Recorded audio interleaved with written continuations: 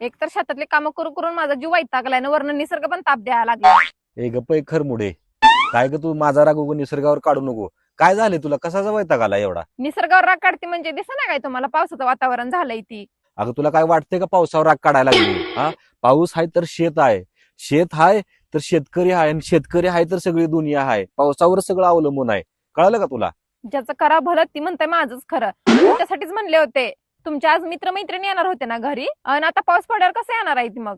होय अगं, ही लक्षातच नाही की. पण असू दे, एवढं छान वातावरण झालं. या वातावरणात ना चहा, त्यासोबत गरम गरम भजी खाण्याचा आनंद वेगळाच असेल. चल आपण बनवू. हा चला, घरी पाहुणे येणार आहेत म्हणजे मी पण छान तयार होते. चला आता मी पटकन तयार होते.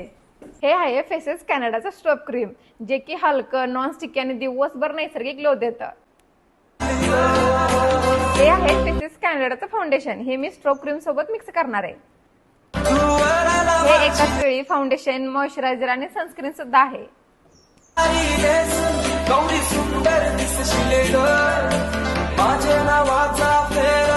ही आहे माझी आवडती लिपस्टिक कोका क्रश. इतकी हलकी आहे की लावल्यावर जाणं सुद्धा नाही. हा आहे माझा फायनल लुक. चला आता तुम्हाला मी भजी खाऊन दाखवते.